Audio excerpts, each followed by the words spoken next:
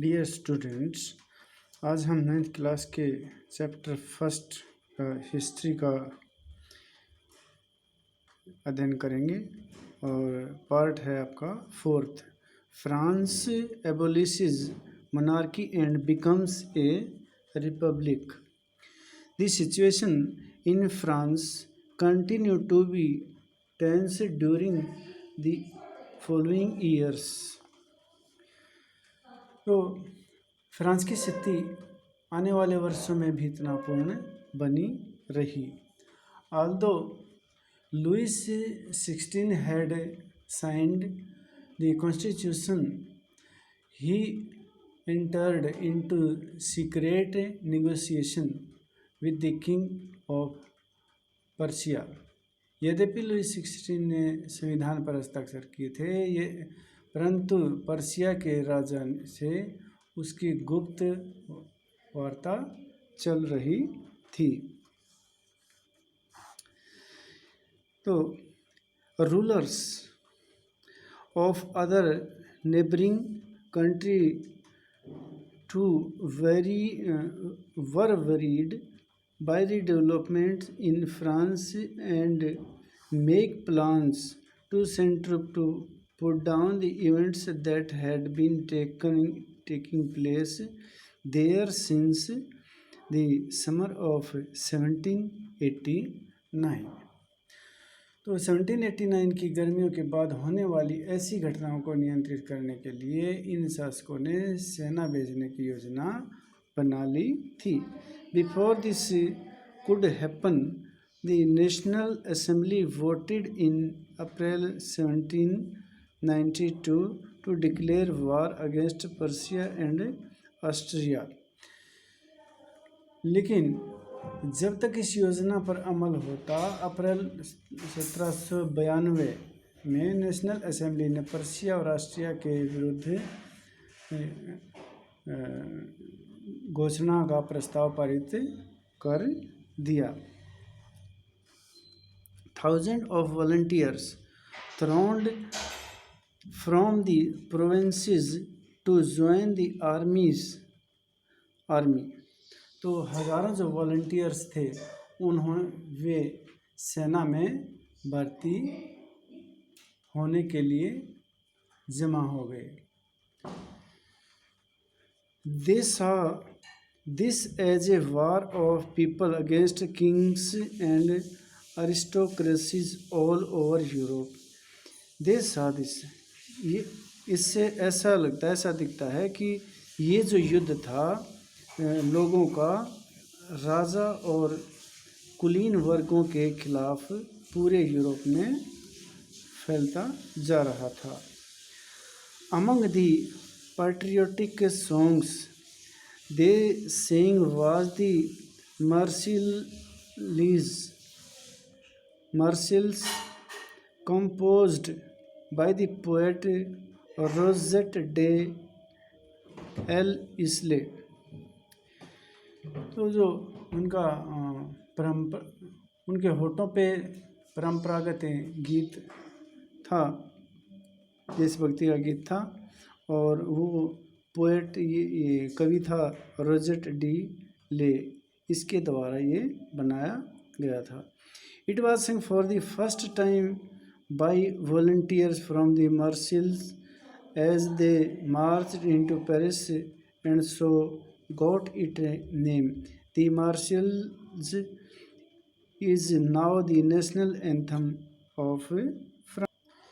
यह गीत पहली बार मार्शलेस के स्वयंसेवियों ने पेरिस की ओर कूच करते हुए गाया था, इसलिए इस गाने का नाम मार्शल हो गया, जो अब फ्रांस का राष्ट्रगान है।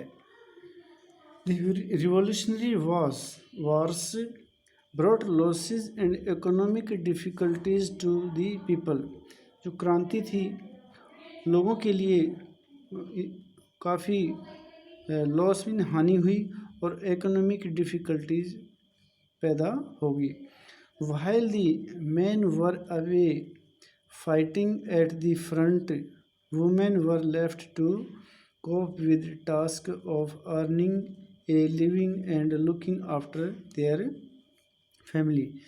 जब पुरुष युद्ध के लिए बाहर गए हुए थे तो घर की जो जिम्मेदारी का काम था, कमाई का था, आजीविका का था, वो औरतों ने संभाल लिया।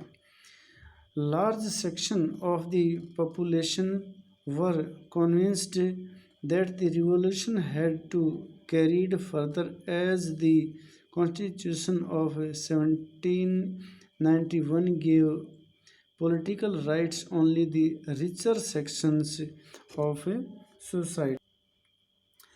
देश की एक बड़ी आबादी के हिस्से को ऐसा लगता था कि क्रांति के सिलसिले को आगे बढ़ाने की ज़रूरत है, क्योंकि 1791 के संविधान में सिर्फ अमीरों को ही राजनीतिक अधिकार प्राप्त हुए थे।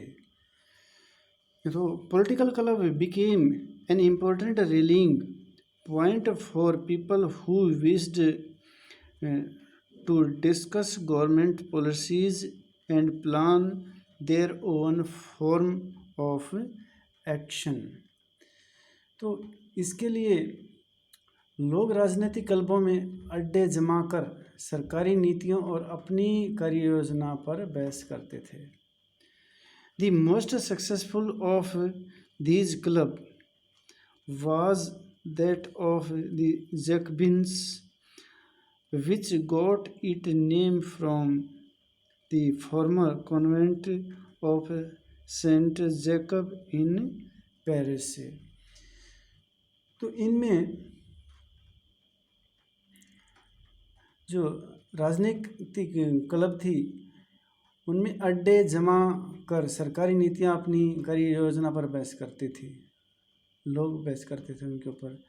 इनमें से जैकबिन क्लब सबसे सफल था, जिसका नाम पेरिस के भूतपूर्व कॉन्वेंट ऑफ सेंट जैकब के नाम पर पड़ा हुआ था।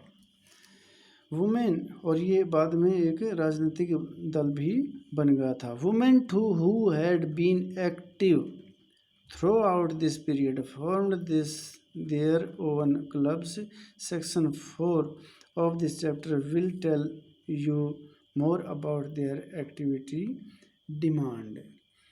तो इस पूरी अवधि में महिलाएं भी सक्रिय थी और उन्होंने भी अपनी क्लब बना लिए थे। इस अध्याय के खंड 4 में आप इनकी गतिविधियों और मांगों के बारे में जानेंगे। The member of Jacob club belonged mainly to the less prosperous section of the society।